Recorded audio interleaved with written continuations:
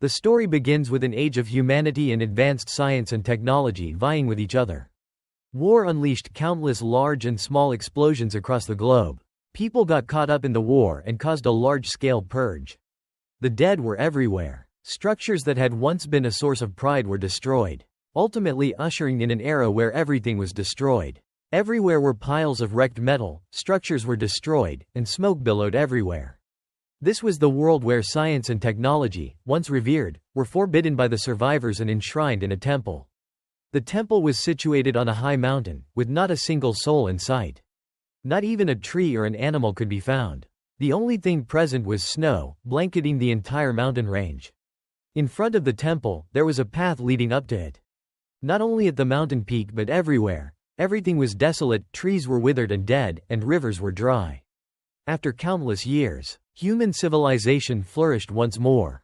Ancient buildings were erected, creating a vibrant world filled with bustling activity. Red lanterns hung everywhere. But at that time, a mysterious young woman escaped from the temple, opening the forbidden door. She also took the most powerful weapon from the temple. Yi Qingmi stepped into the mortal world, made new friends, and the Yi family suddenly rose to prominence. The supreme celestial scriptures that she had taken from the temple led to the rapid rise of Nanqing. In just a few short years, it had completely changed the balance of power in the world. Thanks to the mysterious weapon that Yi Qingmi had stolen from the temple, Nanqing had undergone a rapid transformation in just a few short years. Everything seemed insignificant compared to their magnificent city. However, one day, Yi Qingmi was suddenly killed. She died abruptly, leaving behind only. The scene shifted to a dense forest shrouded in a cold mist. At that moment, a young man with his eyes covered, a basket on his back, was frantically running forward. Behind him, a group of assassins wielding swords were pursuing him, intent on killing him. Two assassins had caught up. They leapt forward, raising their swords, ready to strike the man in front of them. The two assassins struck together, but luckily, the young man managed to dodge their attack. Then, he drew his sword and counterattacked. Though alone, he easily killed the two assassins. After killing the two more charged forward with their swords. The blindfolded young man used his sword to parry the two assassins' swords. Despite his strength, he was alone. The blindfolded young man stumbled backward. The assassin took advantage of the opportunity and swung his sword. The situation was not in his favor, so the young man reached for the rope tied to the basket on his back. He flung the basket high into the air.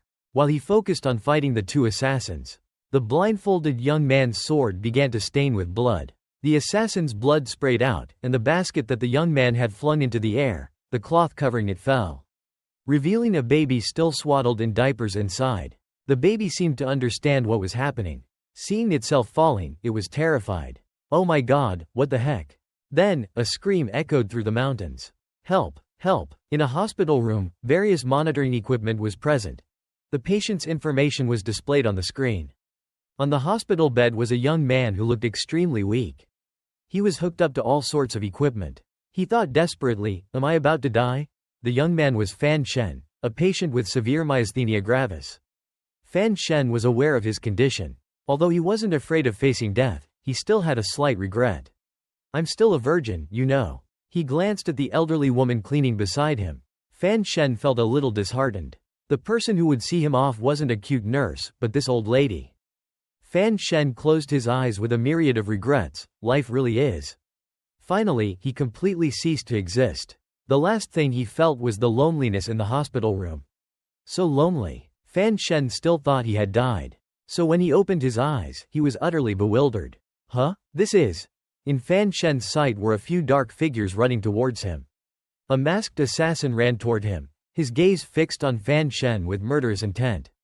Finally, he realized something was wrong. Fan Shen's mouth hung open in disbelief. Wait a minute. Fan Shen was still in the basket strapped to the blindfolded young man's back. They were running away from the assassin's pursuit. Fan Shen's face paled, a cold sweat breaking out. He thought in fear, wait, what's going on?" The young man carrying Fan Shen ran frantically forward, the assassins in hot pursuit. At that moment, 3 assassins were about to catch up with them. The blindfolded young man suddenly tossed the basket containing Fan Shen into the air. Then, he turned to confront the 3 assassins. The blindfolded young man was Wu Zhu, a servant of Fan Nian's deceased mother. Fan Shen, now in the body of young Fan Nian, was thrown into the air, feeling immense fear. His face turned pale, and Wu Zhu, no longer burdened by Fan Shen, could easily take down the assassins. Fan Shen was terrified of falling. He realized, I opened my eyes and found myself as a little kid in a bamboo basket. But the basket didn't fall to the ground as Fan Shen had imagined. Instead, Wu Zhu caught it effortlessly with one hand. Wu Zhu held the bamboo basket close to his chest, one hand gripping his sword.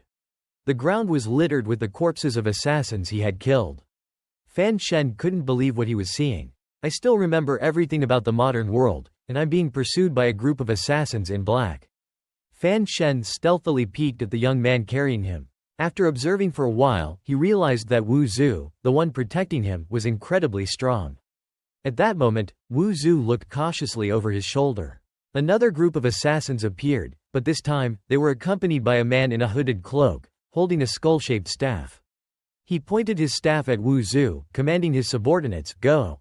Wu Zhu, holding the basket in one arm and his sword in the other, prepared to confront the newly arrived assassins. Fan Shen was protected by Wu Zhu, but he was still so frightened that he burst into tears. Each assassin who charged forward was killed by Wu Zhu with a single move.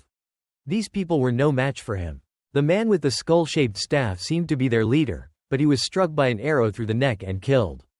The assassins couldn't believe that they had been defeated by a lone young man, who was even carrying a baby. Their leader was also killed by 2 arrows. But Wu Zhu suddenly became vigilant. An army clad in armor, armed with crossbows, appeared. Wu Zhu called them Black Knights. A wheelchair was pushed forward by the Black Knights. Chen Pingping, sitting in the wheelchair, protected by the Black Knights, suddenly spoke. Those mages from the West always failed to understand. In the face of true power, magic is like the Prime Minister's brush, it's useless. Chen Pingping, seated in his wheelchair, coldly asked Wu Zhu, "Where's the young lady?" Wu Zhu replied concisely, "I couldn't catch up. I need an explanation for this." Chen Pingping remained silent, furrowing his brows in response to Wu Zhu's question. His face betrayed his displeasure. He seemed reluctant to answer Wu Zhu's question, so he changed the subject. "Is the young lady's child in your hands?" Wu Zhu answered, Chen Pingping continued, "Is she still alive?" Wu Zhu replied briefly, "She's alive." Chen Pingping's expression softened when he heard this news. He said joyfully, "Good. Let me see." Inside the bamboo basket, a child was rolling its eyes, foaming at the mouth, unconscious from fear. But in Chen Pingping's eyes, it was different. She looks just like her mother. Beautiful. Fan Shen had fainted from fright, but it was misinterpreted by the 2 men. Wu Zhu thought he was asleep. Chen Pingping praised him, "No wonder she's the daughter of the heavenly meridian. She can sleep through the pursuit of an entire city." Wu Zhu thought the same, but he just responded coolly, Suddenly, Wu Zhu snatched the bamboo basket from Chen Pingping's hands. Then, he strapped the bamboo basket onto his back and left. Chen Pingping called out, "Where are you taking her?" Wu Zhu seemed unsure of where they were going, so he just said vaguely, "A safe place." Chen Pingping didn't want to let Wu Zhu take the child away. He said, "I've returned. The capital is the safest place." Wu Zhu trusted Chen Pingping, but he was wary of his master. "I don't trust your master." He came up with another reason to stop Wu Zhu from leaving, "But what can you teach her?" "Ba Zi, your martial arts skills are unmatched, but you only know how to kill." Wu Zhu retorted, "Ba Zi, you're no different." Chen Pingping was hit where it hurt. He clenched the armrest of his wheelchair in annoyance. They stood there, locked in a stalemate. Chen Pingping's hand finally relaxed. He seemed to have come to his senses. He realized he couldn't stop Wu Zhu from leaving, so he compromised. "I know of a suitable place, where her new identity won't be disturbed." Wu Zhu hesitated. "Where?" Chen Pingping mentioned a location, Danzhou. Wu Zhu, carrying the child, followed Chen Pingping's instructions and went to Danzhou, starting a new life. Time passed, and many years went by. A group of children gathered in front of them. The kids huddled together, surrounding a teenager. A blonde girl excitedly said to the boy, "CA, you haven't finished the story from last time." The children stared at the brown-haired teenager with eager anticipation. Under the children's expectant gazes, the teenager continued the story. Continuing the story, the So Man went to the wall and discovered a ladder. So, he climbed up step by step, found the door, pushed it open. A little boy with missing teeth was captivated by the story. He asked, what happened next? The brown-haired teenager rested his hand on his forehead. He continued, after that, he naturally returned to the human world. In a bustling neighborhood, a group of children were surrounding a teenager, listening intently to his story. Fan Nian gesticulated enthusiastically as he recounted the tale. So, the male protagonist successfully thwarted the invading enemy. That's the end of the story. A girl with pigtails raised her hand. I like the wind and cloud story better. The bald boy beside her touched his head. The little girl, equally eager, said to Fan Nian, I think Drifting Wanderer is better. The boy beside her could only nod in agreement with his two friends. He mumbled, Fan Nian was annoyed by the children. He waved his hand dismissively, you guys don't understand. Just then, a boy came running frantically, hastily informing Fan Nian, you should go home and take a look. Your steward is beating someone again. Fan Nian was shocked, as if struck by lightning. At that moment, in the Danzhou manor, a maid was being whipped with a leather whip. She cried out in pain. The steward raised the whip, his face menacing as he threatened the maid. Where did the young master take the young mistress? The maid instinctively reached out to block the whip, her voice trembling with fear as she replied, I don't know anything. After she finished speaking, the steward repeatedly struck her with the leather whip. Many other maids were kneeling nearby, terrified. None of them dared to step forward and plead for her. Overwhelmed by fear, the maid being whipped quickly revealed her friend. Lu Zizi knows. She's the one who serves the young master. Lu Zizi suddenly called out, shuddered. She started to panic. The steward's attention shifted to Lu Zizi. He glared at her with murderous intent. Lu Zizi clenched her fist, trembling with fear, but she stood her ground. The young master told me not to tell you. The steward, whip in hand, was enraged by Lu Zizi's defiance. If you don't speak, I'll beat you to death. A logical loop began to play in Lu Zizi's mind. The young master was her master, so she had to obey him. The steward was the steward, disciplining us was natural. She was frightened by her own thoughts, her face turning pale. But Lu Zizi was still determined not to reveal the truth. Just let the steward beat Zizi to death. The steward narrowed his eyes, you're so disobedient, it's beyond the pale. He raised the whip and yelled, then I won't be gentle anymore. Just as the leather whip was about to strike her, a voice stopped him. Stop. Fan Nian and Fan Ya had returned at the right time. He pointed at himself, then commanded the steward, these are all maids in your courtyard. Don't hit them. The steward was so enraged by Fan Nian's interference that veins bulged on his forehead. He glared at Fan Nian, gnashing his teeth, young master, you took the young mistress all over the place. Ignoring Fan Nian's words, the steward continued to strike the maid in front of him. If something happens to the young mistress, you won't be able to bear the responsibility. Fan Ya noticed her brother's anger. She pulled on his sleeve, brother, let me handle this. It's easier for me to talk to this brown-nosing steward. Fan Nian appreciated his sister's kindness. He cheerfully ruffled her hair. How can I always let you take the lead? Fan Nian approached the steward. He was still crazily beating Lu Zizi. He hit her and shouted, do you understand now? He coldly passed by the steward. The steward ignored Fan Nian and continued to hit her. Next time, will you be able to control the young master? His face was ferocious, his eyes blazing with murderous intent. Today, I'll make you remember this. The steward's hand holding the whip was about to strike when Fan Nian's voice stopped him again. Stop. The steward looked at Fan Nian, who was climbing onto a stool, in confusion. He stood on the stool, waving his hand, commanding the steward, come over here. The steward obeyed Fan Nian and walked in front of him. Fan Nian pushed his face, come closer. Since he was standing on a stool, the steward had to look up to see Fan Nian. He continued to give the steward instructions, hold your head straight. The steward was baffled by his actions. Young master, you. Fan Nian held the steward's head with one hand, his other hand swinging back for momentum. Then, he put all his strength into a slap. Despite being a mere teenager, the force of Fan Nian's slap on the steward was undeniable.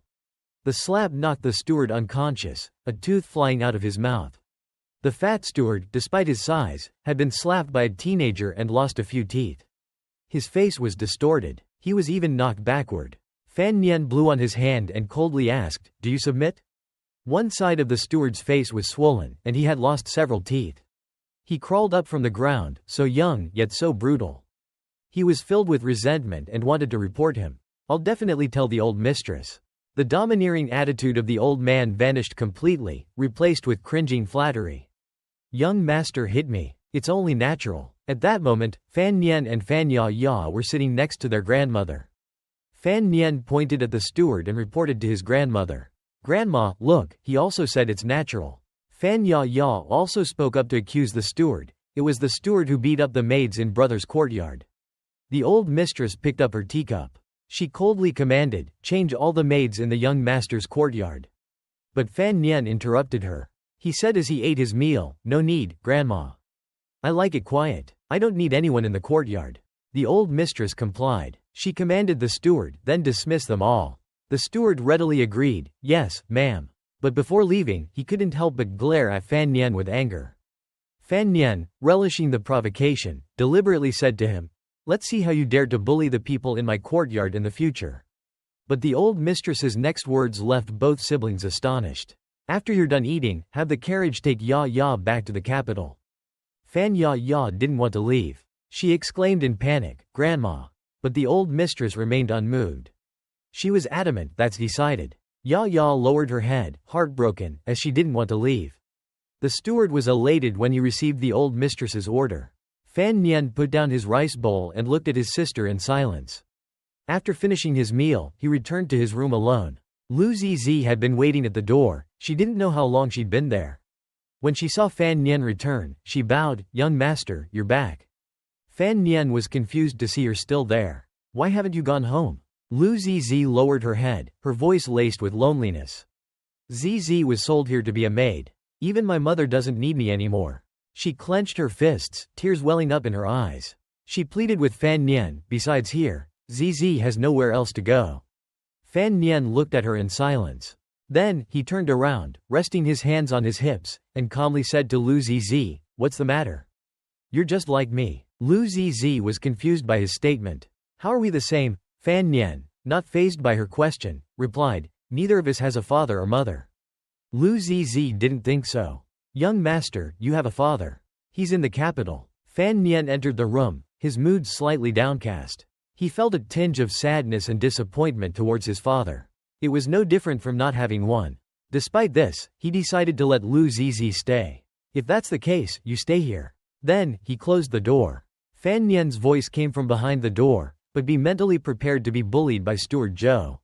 Lu Zizi was taken aback by his concern. She smiled and thought, Zizi is ready. As night fell, Fan Nian lay in bed, unable to sleep. He rested his head on his hand, both curious about the capital and worried about his sister. I wonder what kind of food Ya Ya is eating there. Although he didn't know what the food in the capital looked like, he asserted confidently, it's definitely better than in Danzhou. Then, he comforted himself, whatever, I should just think of something simpler, like how I'm going to live after 15 years. Fan Nian closed his eyes and turned over to sleep. But he didn't know that a pair of eyes were watching him through a hole in the roof. A mysterious man, after observing Fan Nian's every move, stood up, ready to leave. Outside Fan Nian's courtyard, the sound of crickets chirping constantly. He was disturbed by the noise and couldn't sleep. Fan Nian grumbled, can't sleep. Since he couldn't sleep, he decided to give up and flipped over his pillow. Might as well take a look at this treasure, HMPH. Under his pillow, he had hidden a golden book with no title. Fan Nian looked at the book, stroking his chin. He thought smugly, this has been here since I was little, left behind by that blind guy, Wu Zhu. The golden book recorded the methods of cultivating internal energy. Having watched countless Hong Kong movies, he recognized it instantly. This is the cultivation manual for all kinds of internal energy. Fan Nian looked at the book, he was determined. Haha, since I'm so weak, I have to get a head start. Even if this nameless manual is nothing special, I can't help but start practicing from the age of 1. Outside, a bolt of lightning suddenly struck the sky. Fan Nian was still intently reading the book, unaware that someone was still watching him. The mysterious man was hiding behind the door, stealthily observing the child's actions inside the room. Fan Nian was still oblivious and continued reading. The mysterious man appeared silently behind him. Suddenly, Fan Nian's eyes widened in fear. He had realized something. The man stood there, watching Fan Nian. Suddenly, the man spoke, you are Fan Nian. But Fan Nian didn't turn around. He seemed to be contemplating his next move. He suddenly lunged forward and wrapped his arms around the man's waist. The man was surprised by this action. Fan Nian was overcome with emotion and called out, "Father, you're finally back." Fei Jia was suddenly called, "Father," by Fan Nian. His mind was filled with question marks.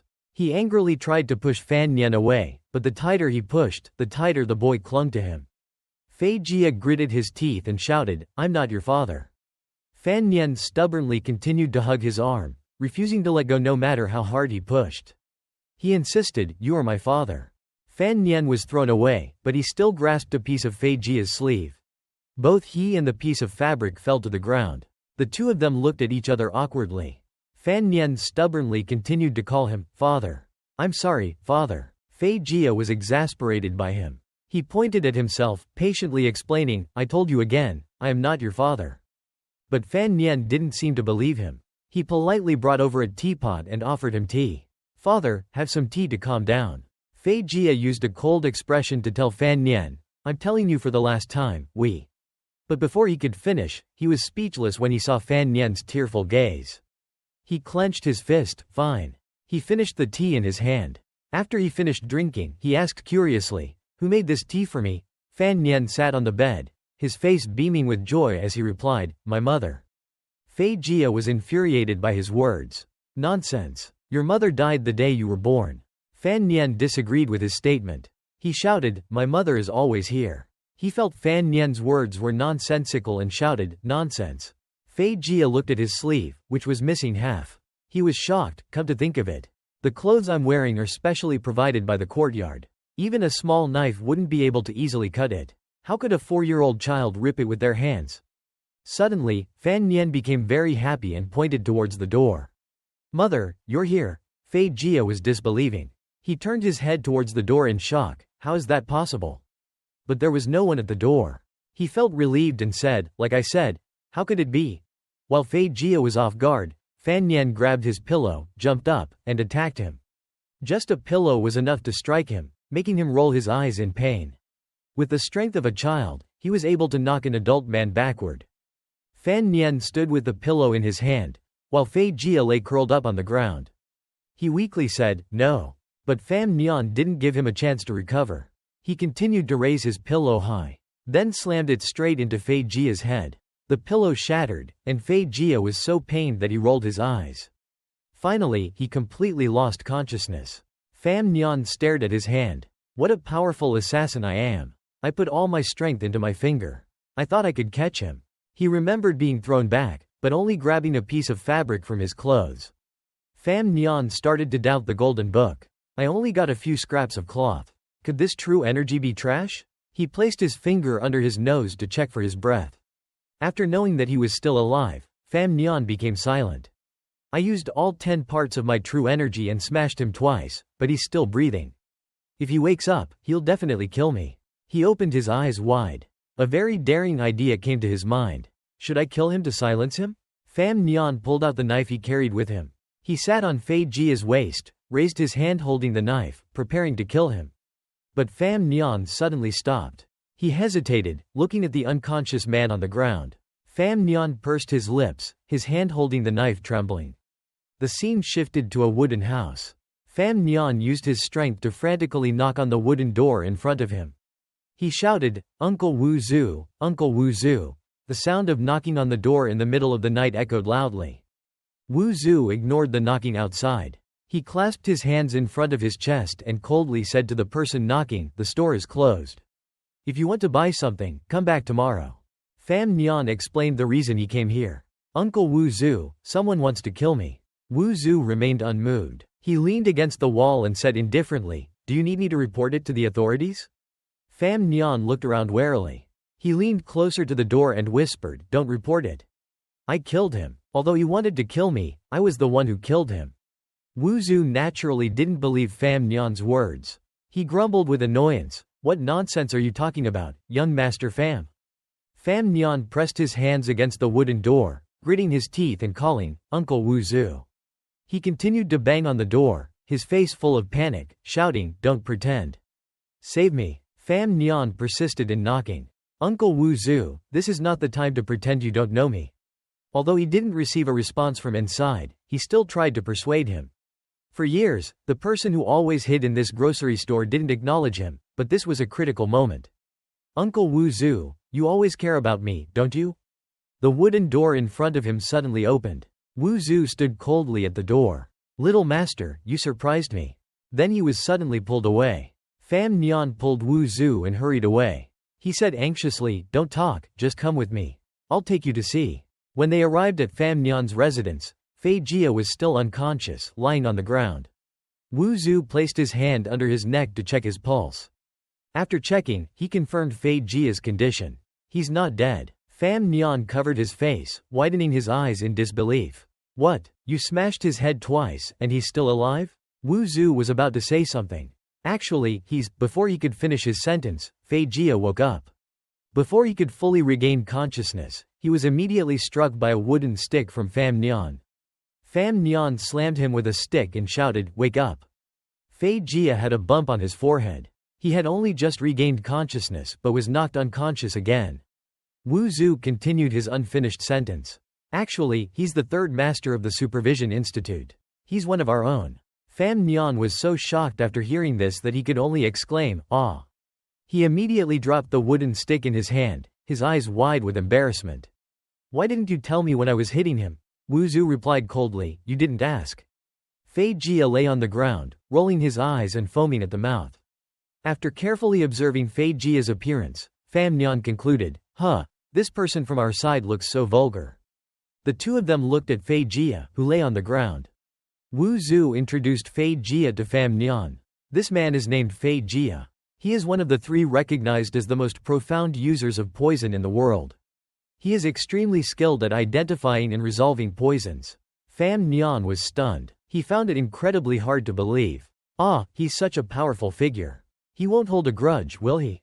Although he knew Fei Jia was on their side, Fam Nian was still worried. He handed his dagger to Wu Zhu. "Uncle Wu, you should kill him to silence him. In this world, I only trust you." Wu Zhu was surprised by Fam Nian's cruel words. "He's so young, but his heart is so wicked. I wonder who taught him." Wu Zhu, although disagreeing with his request to kill him to silence him, was also suspicious of Fei Jia's actions this time. "He is your father's subordinate, but I don't know what his purpose is for coming here." Fei Jia, who was lying motionless on the ground, began to stir. He grimaced, supporting his forehead, looking extremely pained. He cried out, "My head."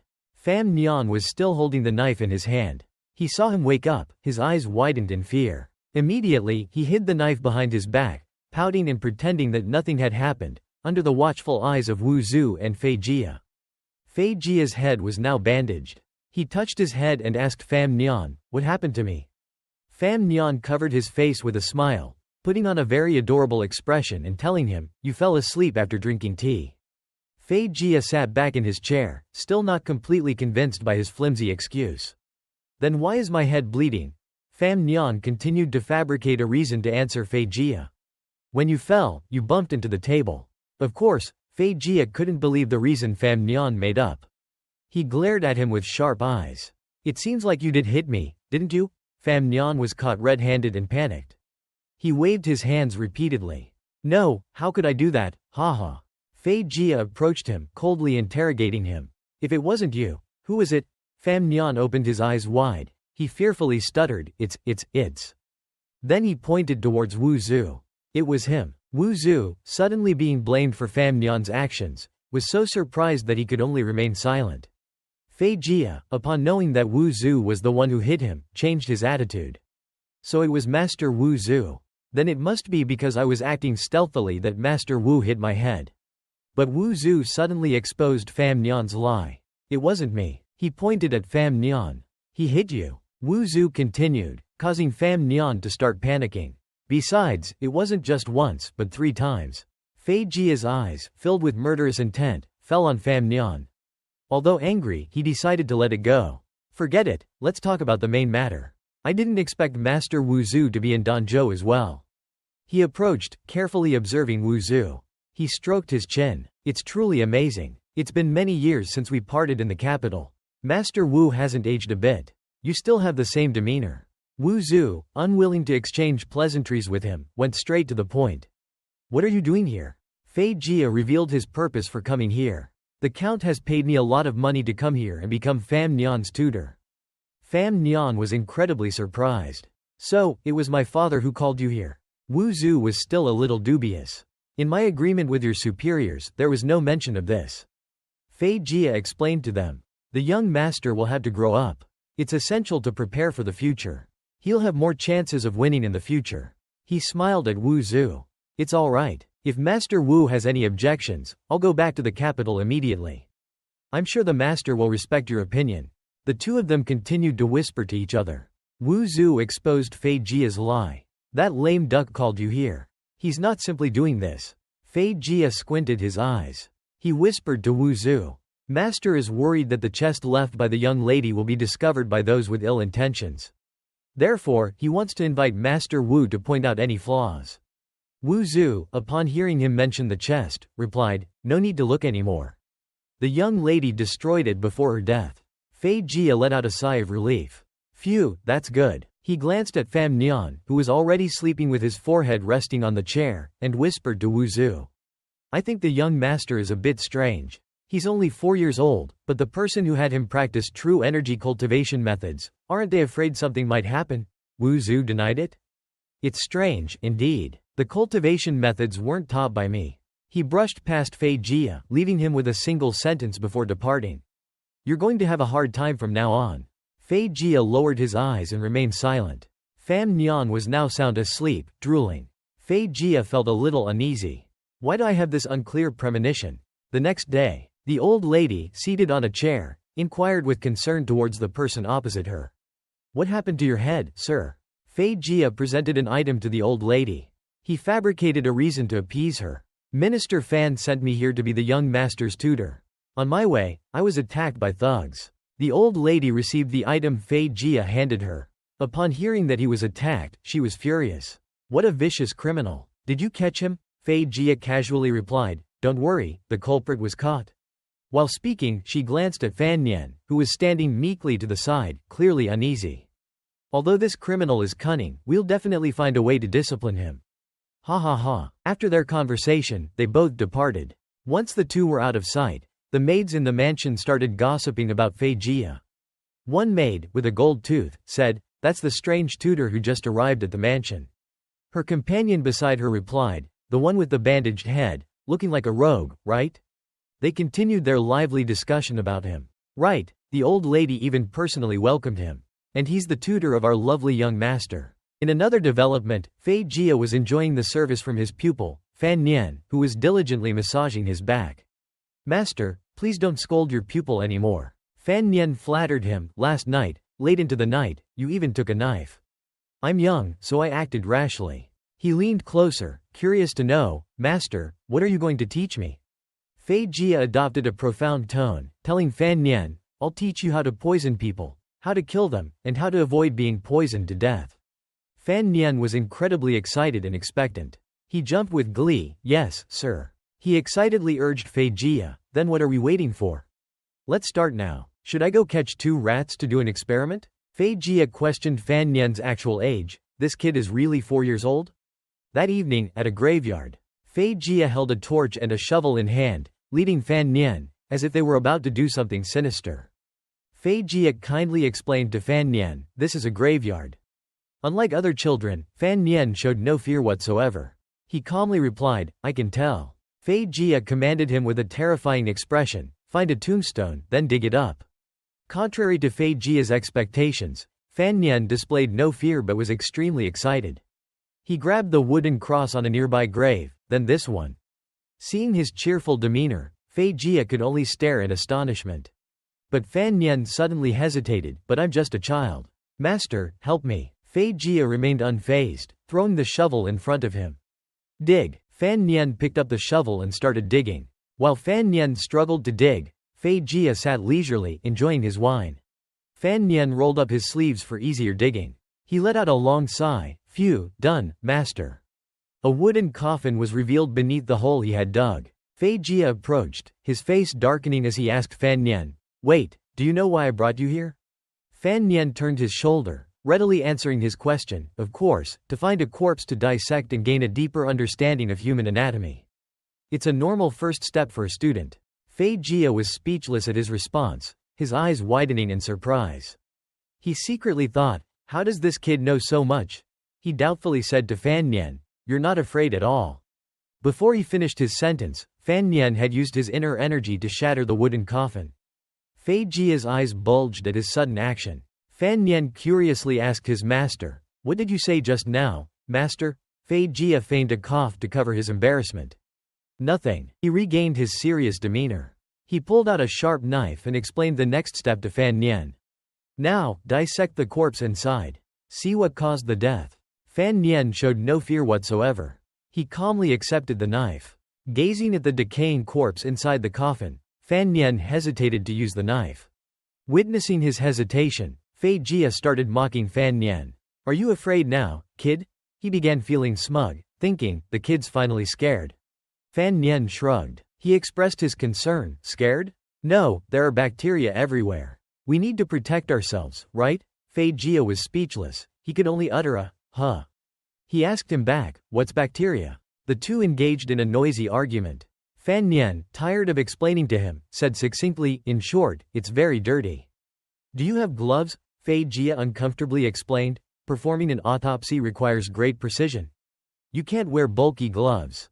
Fan Nian, knowing he didn't understand, continued, the gloves I'm talking about are very thin, the kind that fits snugly on your hand. Fei Jia was starting to find him troublesome. He casually replied, I've never heard of them before. Just wash your hands thoroughly afterward, that's all. Fan Nian facepalmed, AISS, I can't deal with you. Fei Jia continued to sit and drink, ignoring Fan Nian as he examined the corpse. Suddenly, he spoke, you're so smart, do you have any idea why I'm teaching you to use poison? Fan Nian, still examining the corpse in the coffin, didn't even look up. He responded without hesitation, in the future, many people will want to kill you. Teaching you to use poison is because I'm afraid you might be poisoned to death later. Fei Jia accepted this explanation. He said, yes, although Wu Zhu is immune to poison, he can't protect you from being poisoned. Fan Nian asked him curiously, speaking of which, what exactly is Wu Zhu's identity? Fei Jia explained Wu Zhu's identity to Fan Nian. Wu Zhu is your mother's servant.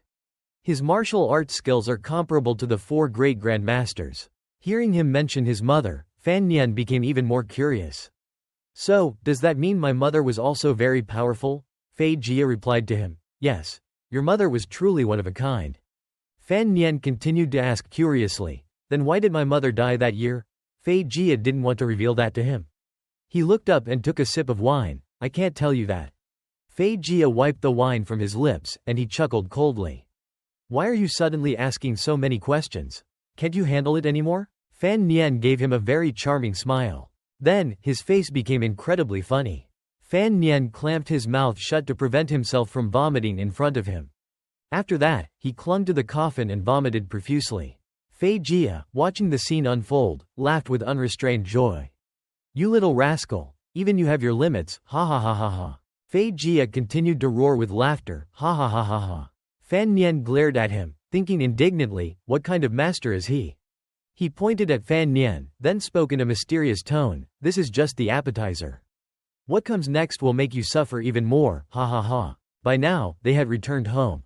Fei Jia was still drinking, while Fan Nian sat dejectedly. A basket of steamed buns suddenly appeared before him. Fei Jia handed him a steamed bun, showing concern.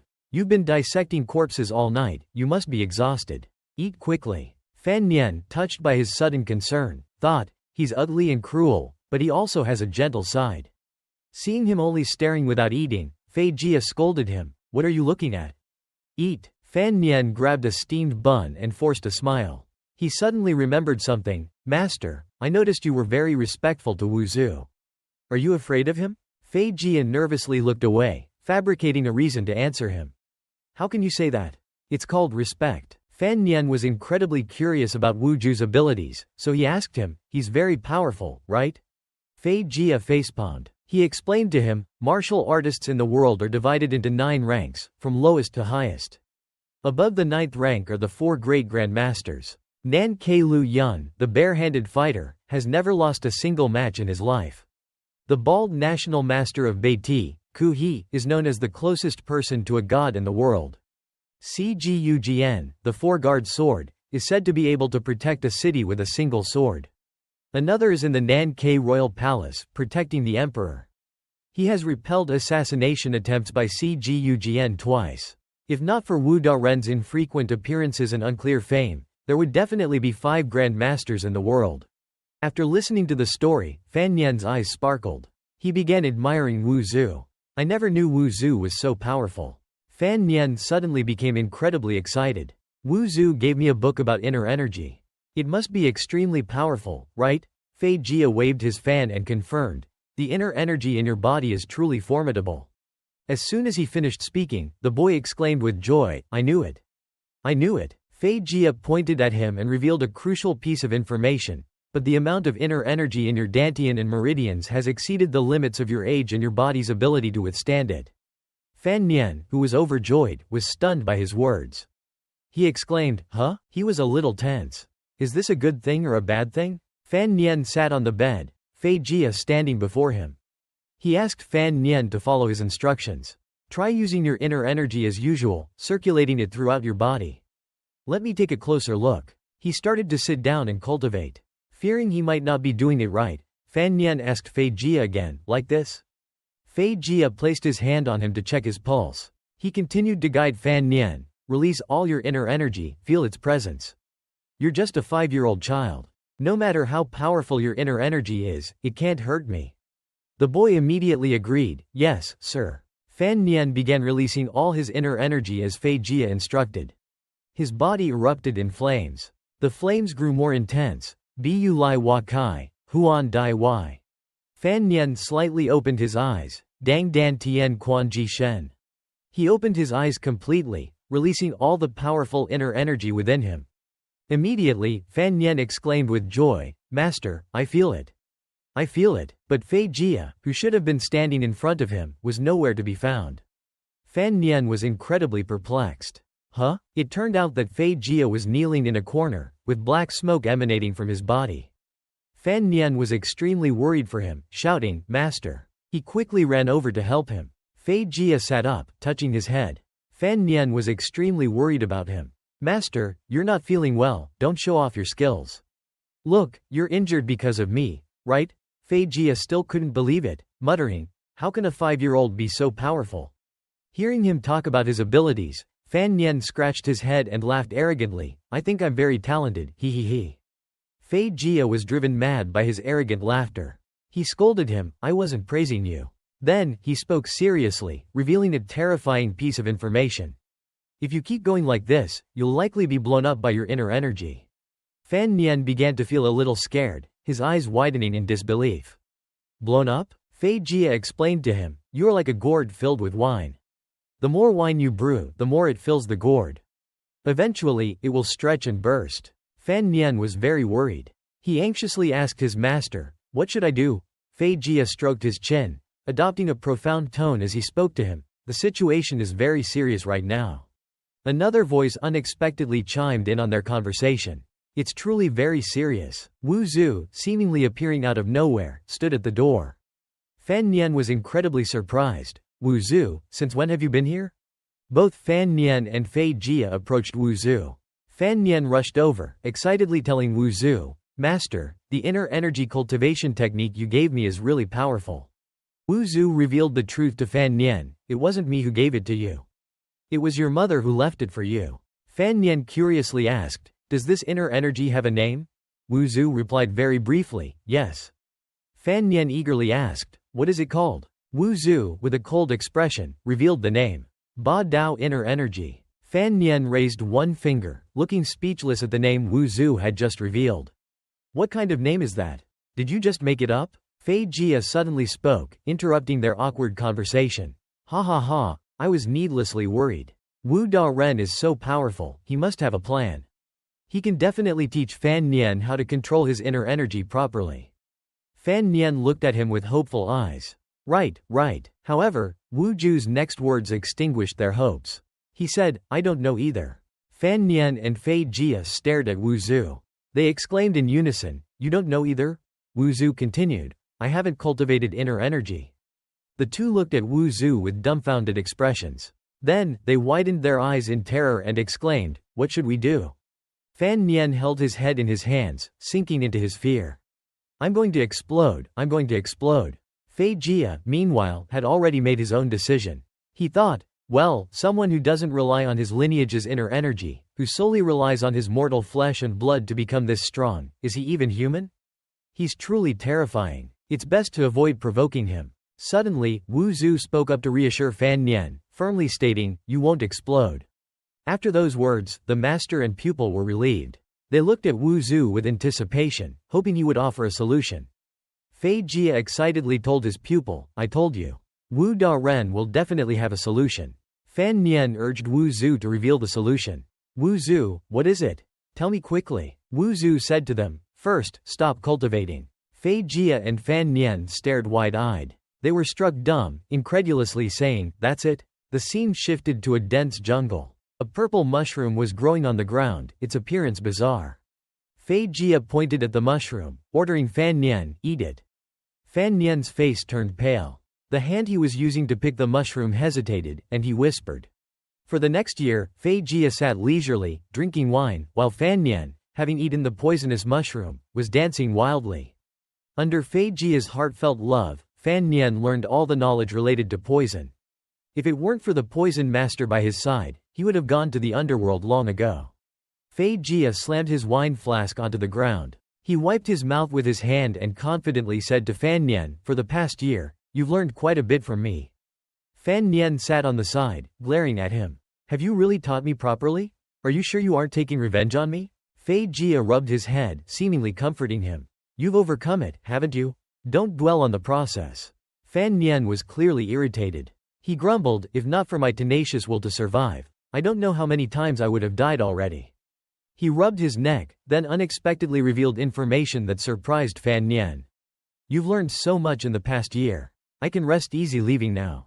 Fan Nian's eyes widened in disbelief. "Leaving? Are you going back to the capital?" Fei Jia seriously told him, "Yes, I received news from above. I had to go back in a month." The master and pupil sat side by side, neither speaking first, the silence creating an awkward atmosphere. Fan Nian suddenly spoke up, "The last month?" Fei Jia cracked his knuckles, his face darkening with anger. He glared at Fan Nian, "But I have to take revenge for that headbutt from a year ago before I can leave." Fan Nian shuddered at his words about revenge. He exclaimed, "The entire year doesn't count as revenge?" Suddenly, his nose started bleeding. Fan Nian panicked and covered his nose to stop the bleeding.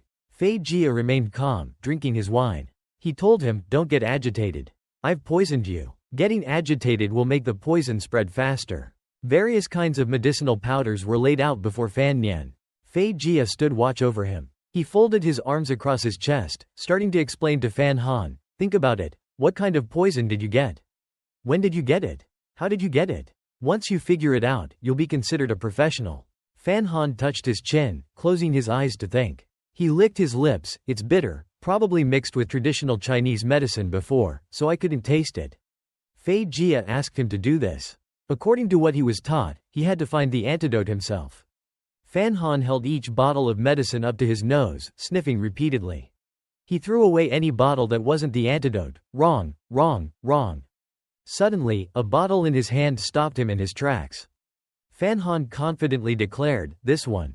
Fei Jia still had no expression on his face. He merely said coldly, "Once you've chosen, drink it." Without hesitation, Fan Han poured the entire bottle into his mouth. After Fan Han finished drinking the medicine, Fei Jia suddenly took out an umbrella and cautiously retreated. He opened the umbrella to shield himself, leaving Fan Han confused. A stream of blood suddenly flowed from Fan Han's other nostril, but he seemed unaware. He eagerly asked Fei Jia, "Teacher, did I choose right?" Before he could finish his sentence, a large torrent of blood erupted from his nose. Fei Jia, protected by the umbrella, avoided the blood spray. He closed his eyes and angrily said, "I told you to choose a bottle, not the antidote inside." After losing so much blood, Fan Han's face turned pale. He lay on the ground weakly, saying in despair, "How can you be such a teacher?" Fei Jia approached him, offering a proposition. "Or, you can poison me." Fan Han lay on the ground, confused by his proposal.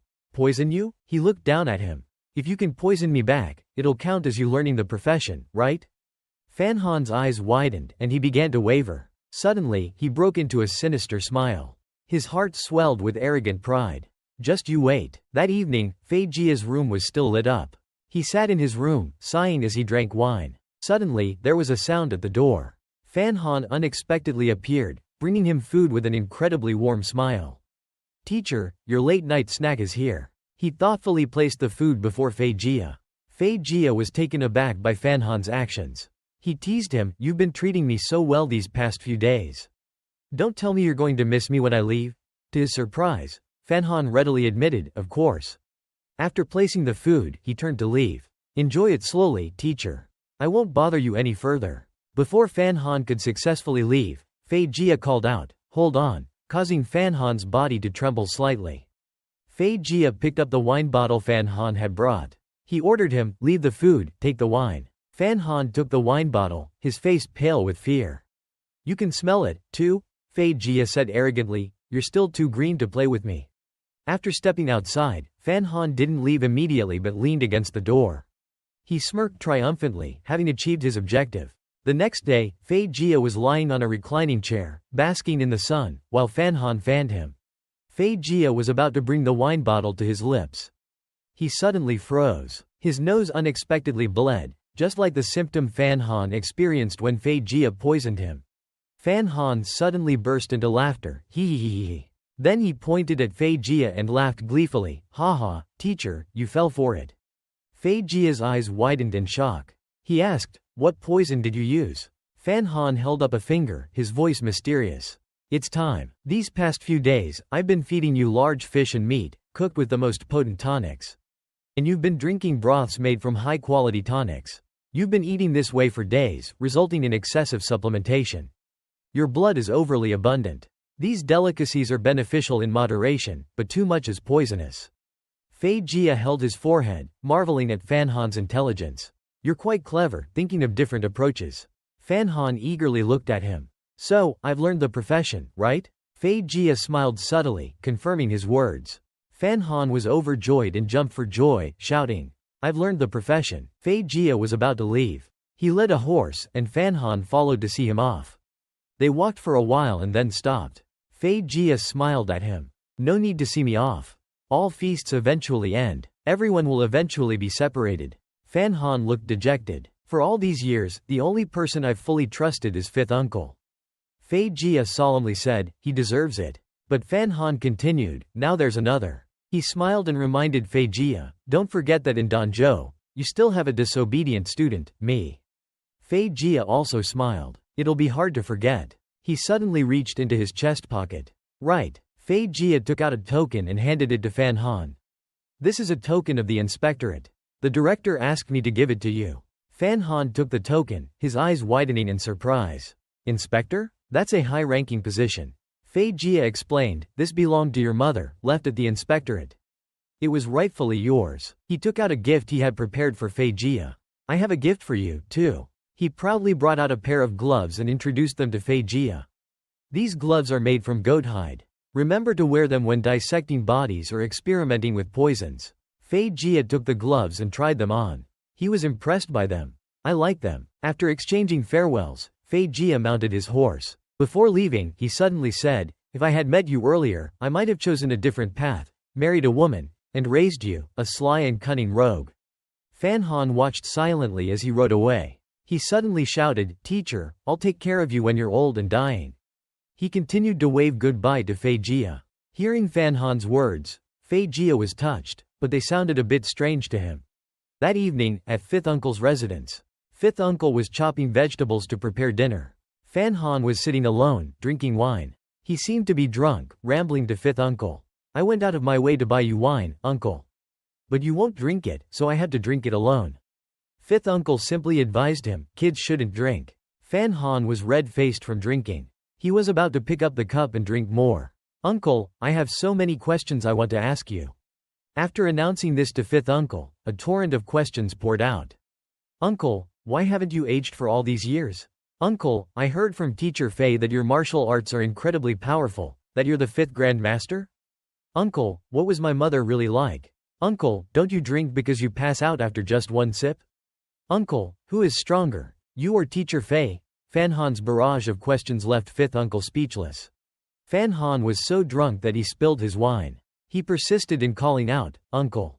In his blurry vision, he saw fifth uncle cooking. He slowly closed his eyes. The scene shifts to a forest.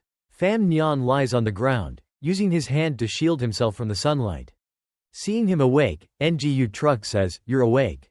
Pham Nhan clutches his chest, coughing violently. He coughs so hard that he winces, clutching his chest in pain. I feel so bad. What's wrong with me?" Ngu Truk crosses his arms over his chest. "Last night, after you fell asleep, your internal energy went haywire." Pham Nhan grows anxious and urges Ngu Truk, "Hurry, that book was left for me by my master. He must have a way to control internal energy, quickly teach me." Ngu Truk repeats his earlier statement. "I told you, I don't know about internal energy." Pham Nhan trembles with worry. "Right, so what do we do now?" Ngu Truk continues, "But I have another way to help you." Pham Nhan is curious. "What way?" Without changing expression, Ngu Truk reveals his method. "I'll hit you." Pham Nhan's eyes widen in disbelief at Ngu Truk's method. And then? Ngu Truk continues, "You run." Pham Nhan is flabbergasted upon hearing the entire plan. He covers his face, rolling his eyes back in his head. "You and Master Phi are such bullies." Seeing him so agitated, Ngu Truk explains, "You need to quickly expend the excess internal energy in your body. Otherwise, it'll explode, like I said before." Ngu Truk kneels down, instructing Pham Nhan, "Try channeling your internal energy from your dantian to your legs, it'll be faster." As soon as he finishes speaking, Ngu Truk springs to his feet. Pham Nhan follows Ngu Truk, bending slightly, a stream of internal energy swirling around him. "Hurry, wait for me." Immediately, he uses his internal energy to run at incredible speed. Pham Nhan shouts excitedly, "Wow." Ngu Truk moves through the air while Pham Nhan chases after him. They run one after the other, a constant chase. Pham Nhan becomes increasingly excited as he runs. He calls out to Ngu Truk, "So that's how you use internal energy. If I run a lot, will I be able to avoid getting hit?" Suddenly, Ngu Truk surprises him with a slap. Pham Nhan falls face first into the lake. He gets up, with a few fish stuck in his hair. Pham Nhan rubs his swollen cheek, his anger flaring. "Master, why are you still trying to sneak up on me?" Ngu Truk says coldly, "Just running isn't enough. You need to be aware and react quickly. Otherwise, others will hurt you." Pham Nhan points to himself. "So, it's because I'm weak?" Ngu Truk confirms, without a change in expression, "That's right." Immediately, Pham Nhan leaps up and starts running, surprising Ngu Truk. He runs incredibly fast, a blur of motion, leaving only a trail of dust in his wake. Ngu Truk, defeated, watches silently as the young boy disappears before his eyes. He then glides across the water's surface to chase after Pham Nhan. Pham Nhan keeps running frantically. He's left Ngu Truk far behind. Sweat beads on his forehead, yet Pham Nhan remains excited. "So if you focus all your internal energy in your legs, you can run this fast." The bamboo forest stands before him. Pham Nhan boasts confidently, "I'll run into the bamboo forest. Maybe I can escape Master Ngu Truk's attacks." Pham Nhan dashes through the bamboo forest, then leaps into the air. He spreads his arms and soars like a bird through the sky. Pham Nhan feels immensely proud of his abilities. "I've run this far at full speed. Master Ngu Truk definitely won't catch up." But he doesn't realize that Ngu Truk has been behind him all along, unbeknownst to him. Pham Nhan continues to mutter to himself, "Huh?" Then, Ngu Truk kicks him to the ground. Pham Nhan crashes to the earth, kicking up a cloud of dust.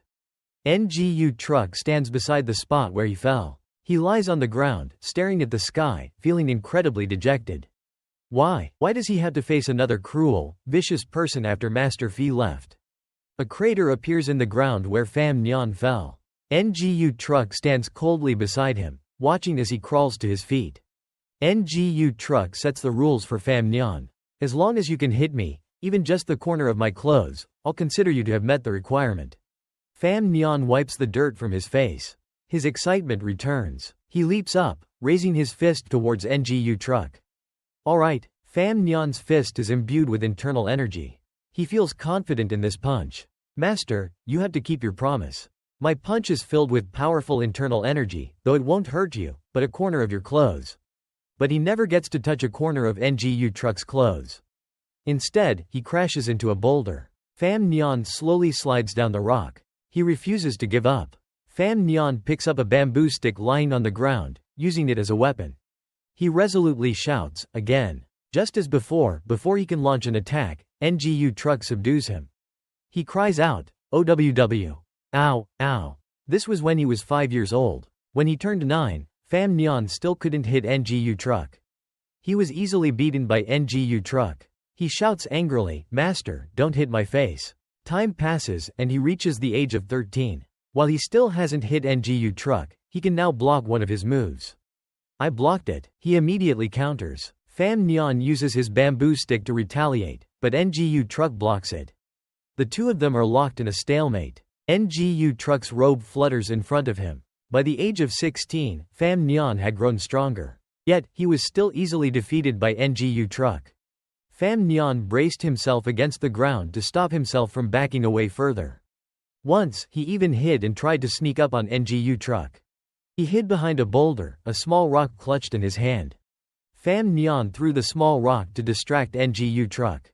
Hearing the strange noise, NGU truck became alert. From behind him, Pham Nhan, wielding his stick, jumped up, aiming for a sneak attack. He was still incredibly confident in this attack. This is it. But contrary to his expectations, NGU truck didn't look behind him, yet he still managed to accurately kick Pham Nhan away.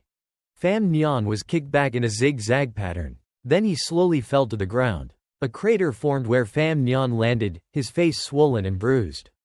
Pham Nhan grumbled, Master, can you go easy? A shadow enveloped him. NGU truck looked down from above. He told him, You've met the standard. Pham Nhan stood up. He still disagreed with NGU truck's previous statement. But I still haven't hit you.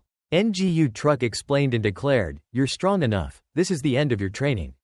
But Pham Nhan wasn't satisfied. He shouted, No. He pounded his chest, asserting himself. I have to meet the standard fairly. I want to continue. Faced with his determination, NGU truck didn't say anything but remained silent. Then, he unexpectedly hit Pham Nhan with a move that sent him headfirst into the ground. NGU truck turned and left, as you wish. That evening, at Pham Nhan's residence. In the room, Lu Zici was massaging him. Pham Nhan cried out in pain, Ouch. Seeing her master in pain, Lu Zici expressed her disapproval of NGU truck. Master NGU is too rough. Young master isn't even an adult yet. Pham Nhan disagreed. He explained to her, When I was little, I thought the same thing. But over the years, I've seen how my body has changed, and I understand. He pounded his chest, speaking with utmost confidence. Riding a horse builds a foundation, chopping turnips builds willpower. Hitting me builds awareness and reflexes. Pham Nhan had full faith in NGU truck. He hits me because he wants what's best for me. Lu Zici found her young master's excitement bewildering. She worried, young master must have been hit senseless. Pham Nhan became serious again. He looked at his hand.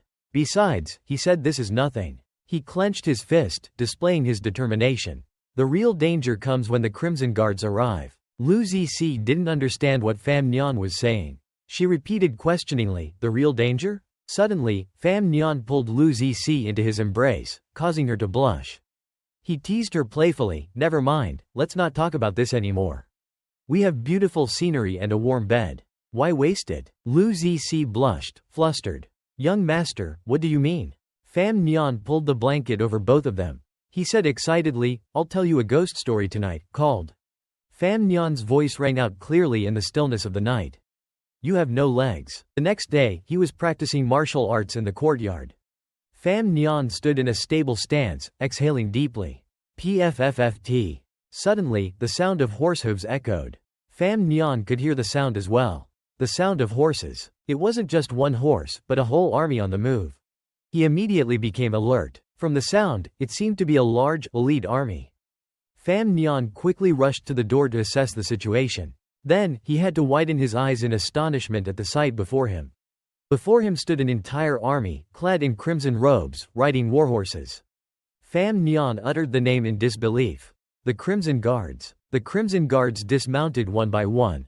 They all knelt before Pham Nhan. A man who seemed to be the leader told him their purpose for being there. By order of Count T. Nan, we are here to take Pham Nhan back to the capital. Fan Nian widened his eyes in disbelief. Take me back to the capital? He didn't immediately agree, but instead ran to find the old lady. Grandma, there's a group of people at the door saying they want to take me to the capital. The old lady calmly continued cutting paper. She didn't want him to leave. I've already refused. The capital is not a good place. My daughter and I died in the capital. It's better to stay in Danzhou and live a little longer. Fan Nian still felt a bit anxious, but the men were kneeling outside. Judging by their posture, they were determined to take him away. The old lady remained unafraid. Let them kneel. If they kneeled to death, then help them dispose of their bodies. Fan Nian was utterly awed by the old lady's demeanor. His eyes sparkled. Grandma is so badass. He then turned and left, not forgetting to say to her, I understand, Grandma. The red paper in her hand was suddenly cut incorrectly.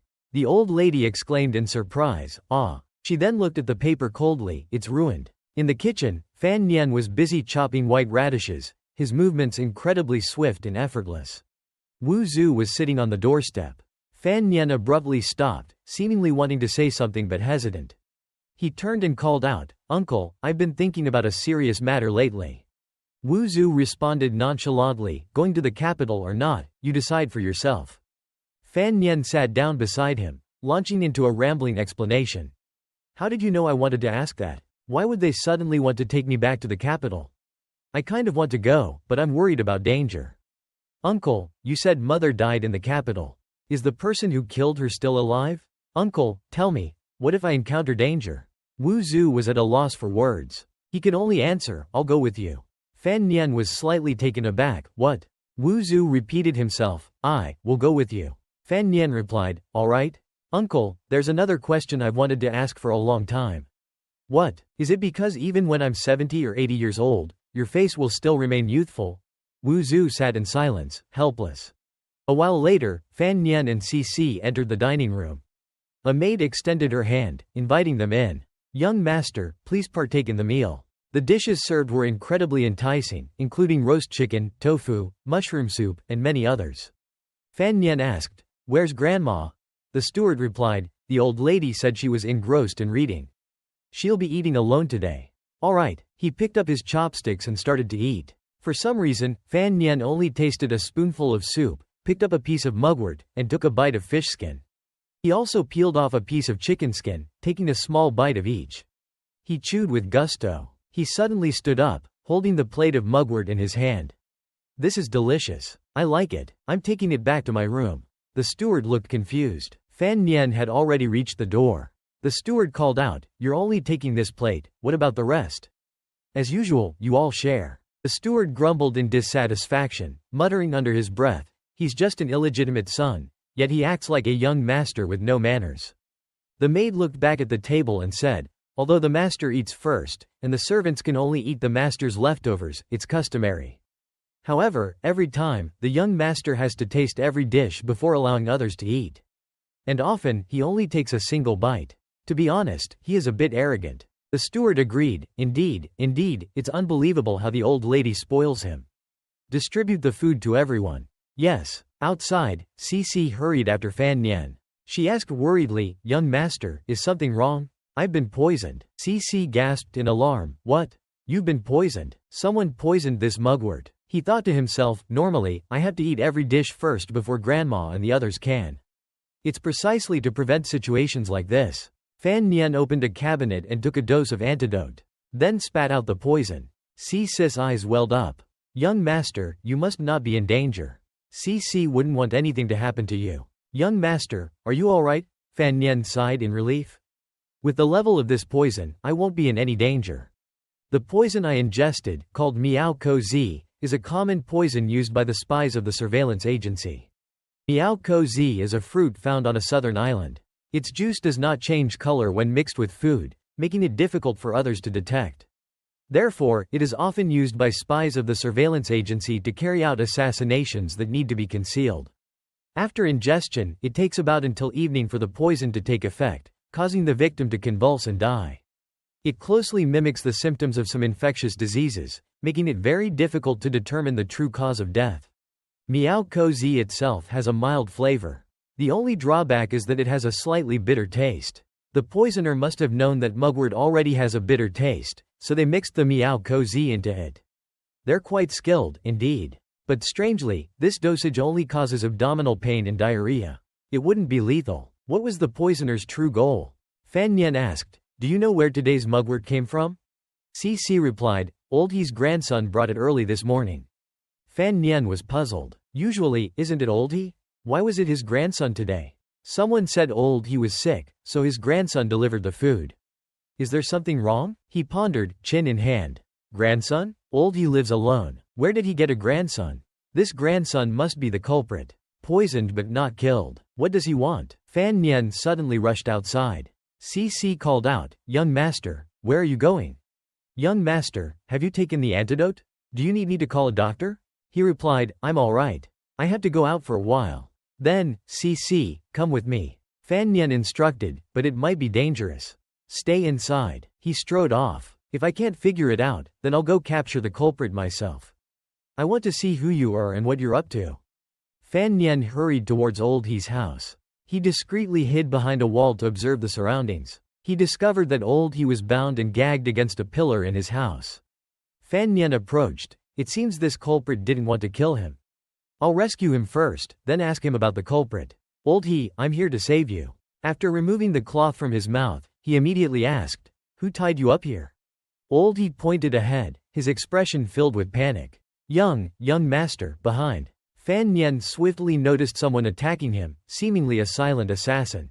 He immediately turned around and drew his sword, just in time to block the assassin's strike. The assassin was surprised by Fan Nian's speed. The two engaged in a fierce battle. They stopped their fight. Fan Nian asked, You poisoned the mugwort? The assassin removed his mask. His name was Deng Zijane. He had an arrogant expression. He lunged towards Fan Nian without a word. Old He shouted in fear. Just as Deng Zijane was about to strike, Fan Nian raised his hand, signaling a halt. What was happening? It turned out he was busy telling Old He, stay far away.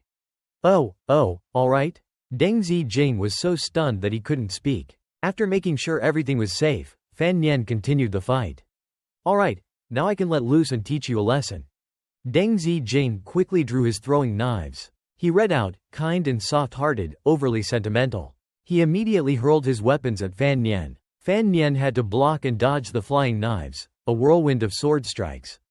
Fan Nian suddenly jumped forward, dragging his sword along the ground, sending Deng Zijane flying back. He hurled throwing knives again. Fan Nian dodged and shouted, How many hidden weapons do you have?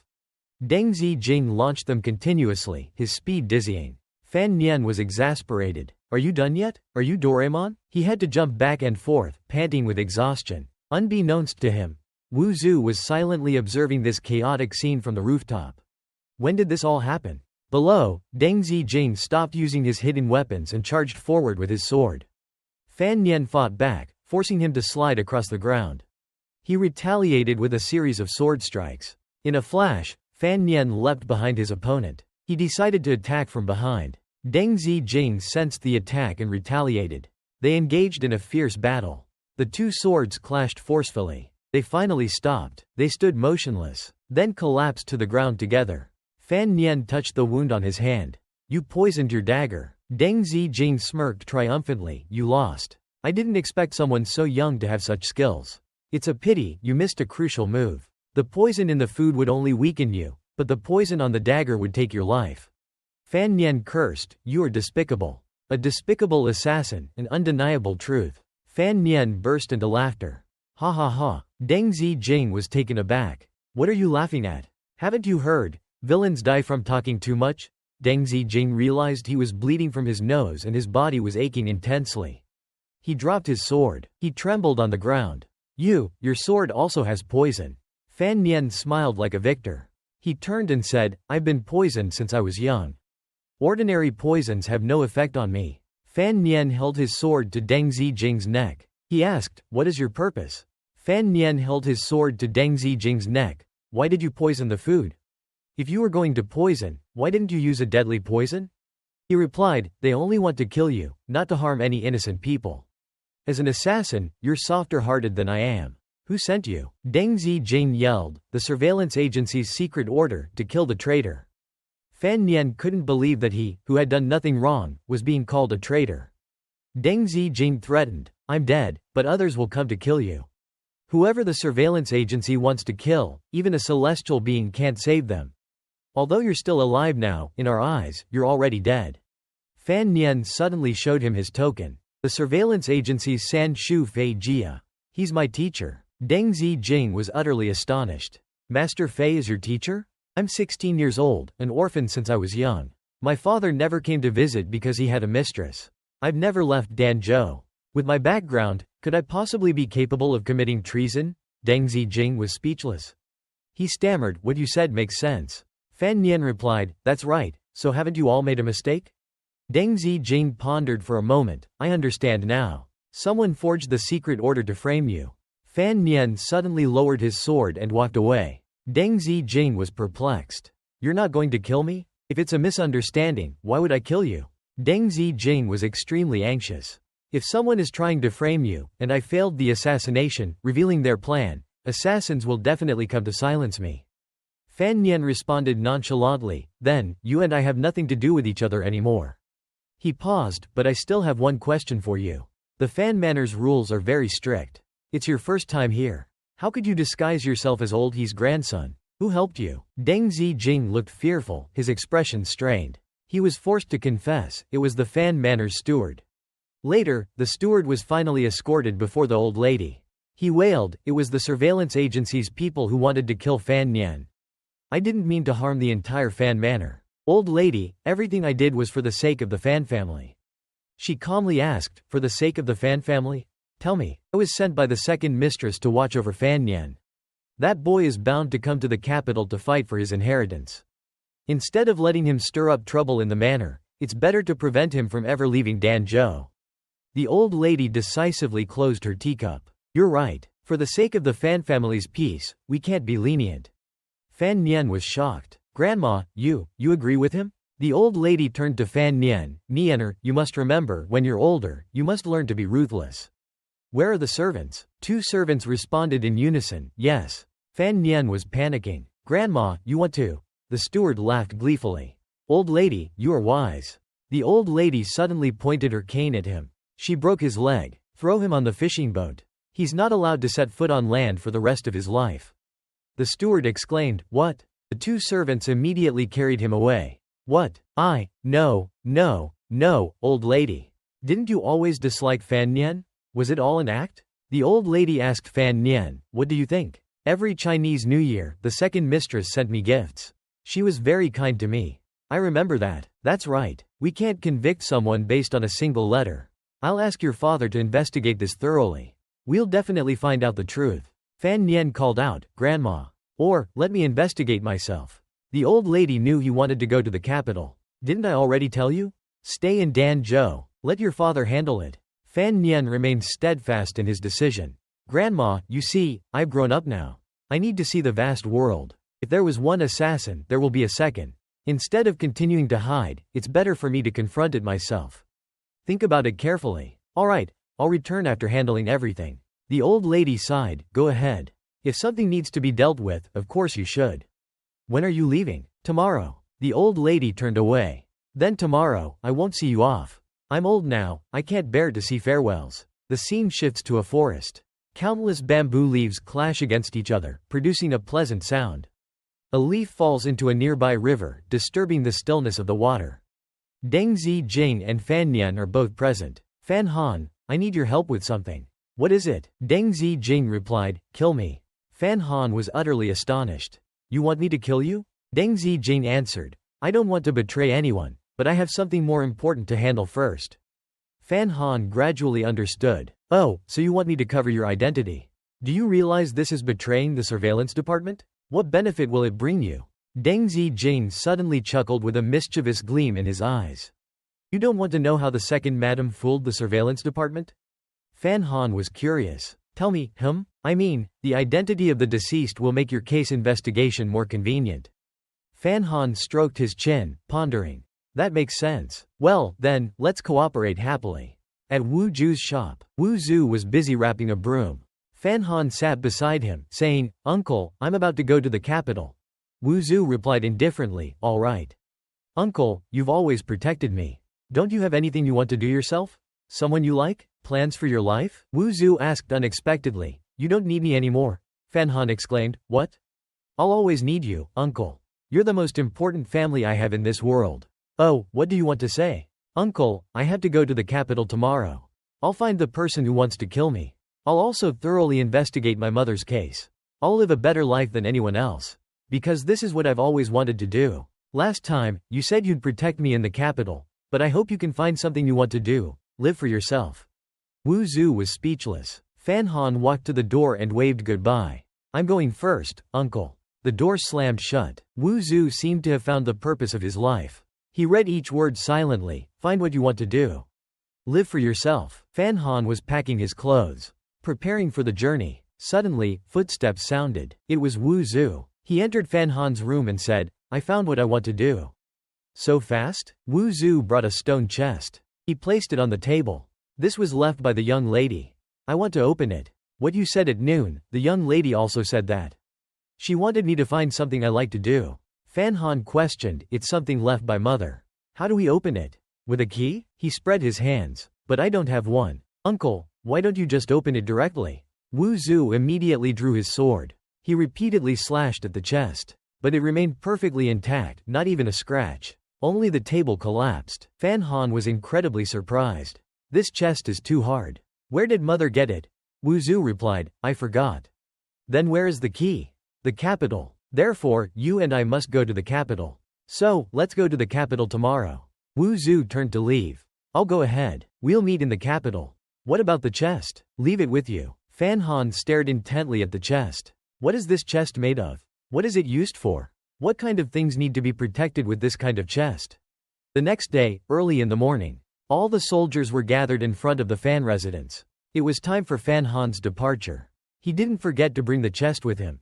As he reached the door, he seemed to recall something. The old lady was alone in her room. She seemed very downcast. This kid is so headstrong. In the end, he still wants to leave.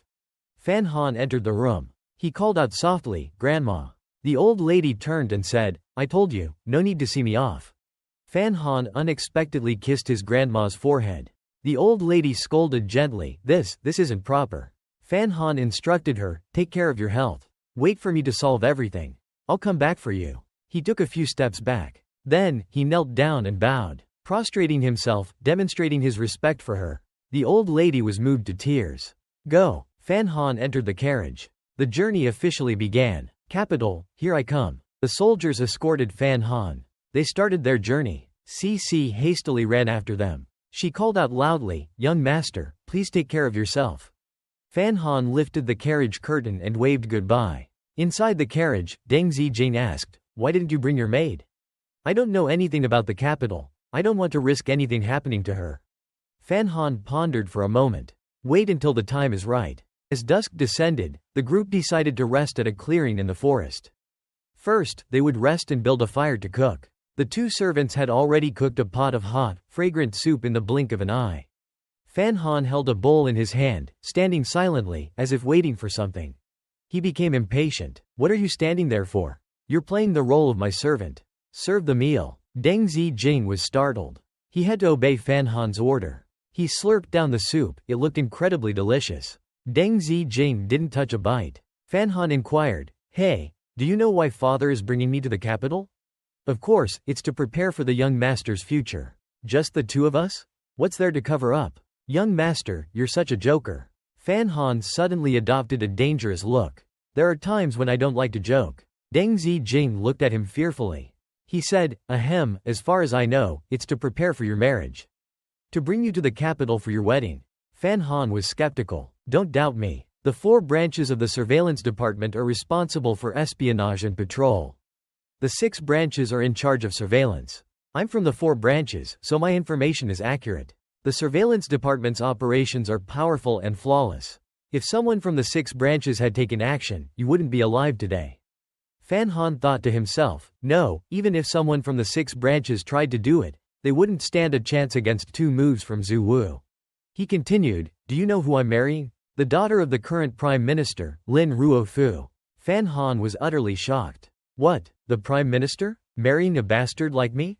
The young lady from the Lin family. She's virtuous and kind. She has a good reputation in the capital, but her health isn't good. She's been seriously ill lately, so they're in a hurry. Fan Han felt overjoyed. So that's it. This is the reason. I'm a lucky charm to bring good fortune. I'm about to marry a woman who's about to die as my wife. Your first reaction wasn't anger? What's there to be angry about? I actually sympathize with that girl. Just because she's not in good health, she's being forced to marry a man she's never met. Deng Zijing suddenly stood silently. Fan Han asked, "What's wrong?" "Nothing, I just feel that you're truly quite different." Fan Han presented a solid argument. First, going to the capital doesn't mean I'll accept this marriage. Second, if I were to accept this marriage, it would mean that I like her. Third, even if she's chronically ill, I wouldn't consider it a disgrace. Fourth, you may not know this, but I don't only know how to use poison, I'm also a very skilled doctor. Deng Zijing quietly returned to the carriage. Then give it a try. See if you can cure her illness, the illness that even the court physicians couldn't cure. Why are you talking like that? Do you even know how to act as a servant? Fan Han stood outside, pondering. I'll just consider everything as I go. Let's see if she's beautiful, lovable, and gentle. The carriage started rolling. The group finally reached the city gates of the capital. The old carriage driver called out, "Young master, this is the capital ahead." Fan Han lifted the curtain. He was in awe of the scenery. A street lined with grand and magnificent houses. Along the way, countless lanterns illuminated the path, and there were temples dedicated to deities. The people here laughed and chatted cheerfully. Commerce was thriving, and the street was bustling with activity. Fan Han noticed several people standing on balconies, gazing at the scenery. Deng Zijing asked, "What's wrong? This place is far beyond my imagination." He agreed, it's truly very different from Tanzhou. Fan Han felt that this world was somewhat intriguing. The scene shifted to the magnificent imperial palace. A masked figure rushed in to report. The assassination mission failed. He's arrived in the capital. Someone sat on the central throne, seemingly a woman. A blood-stained knife lay at her feet. She spoke, "That's good. Things are getting interesting." Pham Nhan finally arrived at his father's mansion. He was amazed by its grandeur, truly imposing. The maidservant gestured for him to enter. "The master is currently away, but before leaving, he instructed us to properly greet the young master. Should you have any requests, feel free to inform me." Pham Nhan responded, "All right." He thought to himself, I didn't expect my father, whom I've never met, to be so concerned for me. Pham Nhan followed the maidservant inside.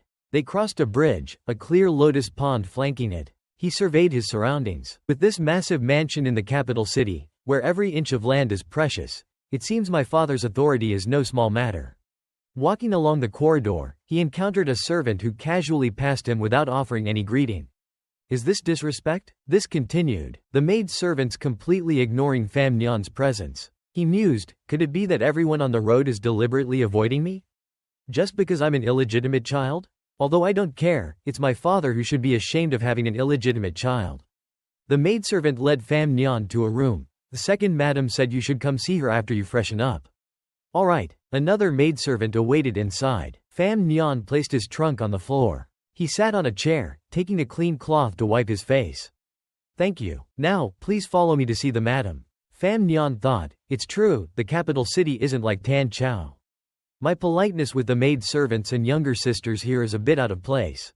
He and the maidservant arrived at the second madam's chamber. Please wait here for a moment, young master. All right. Pham Nhan stood there patiently, assuming that his stepmother hadn't arrived yet. They don't know whether to lead me to the parlor. If so, I'll just wait. He stood there for a while, but no one appeared. Even the newly lit incense sticks had already burned out. Pham Nhan thought in irritation. I've waited a full incense stick. Is she trying to show off to an illegitimate child like me? If so, a moment later, the maid-servants nearby gaped at him. It turned out that, having waited too long, Pham Nhan had naturally taken a seat. He felt incredibly satisfied. Indeed, sitting is more comfortable. The maid-servants whispered amongst themselves. The madam hasn't arrived yet. We, as juniors, should stand respectfully before the threshold. How can we be so ostentatious? If the second madam sees. As they spoke, the second madam, Lu Ruyu, finally appeared. She walked towards Pham Nhan. He opened his eyes to look. Lu Ruyu smiled warmly. Nonner, you must be tired from your journey. Feel free to sit. Pham Nhan's face held little joy. Pham Nhan immediately changed his expression and greeted her cheerfully. Greetings, stepmother. They entered the parlor to chat. Lu Ruyu asked, Is your grandmother in Tan Chao doing well? Recently, there were assassins in the mansion, but thankfully, nothing serious happened. Otherwise, everything is alright. Thank you for your concern. Lu Ruyu smiled, but in her heart, she thought, this little brat. He calls me stepmother twice, unlike others who call me second madam. He's deliberately doing this. The meanings of second madam and stepmother are worlds apart. She said, next time, just come directly to the chamber. Sitting outside for others to see makes it seem like our fam mansion is a place that doesn't welcome people. However, she felt it wasn't a good thing. Fam Nyan obediently agreed. He thought, it's true, they're not welcome, of course, that means others have a place they don't welcome. Is she reminding me of my illegitimate child status? Lu Ruyu asked. Your father recently took on the position of Minister of the Ministry of Revenue. Did you come back to the capital for next year's exam, or to directly work at the ministry? Everything is up to your father's arrangements. I just wonder when he'll be back. Your father will be back soon. Yes, after that.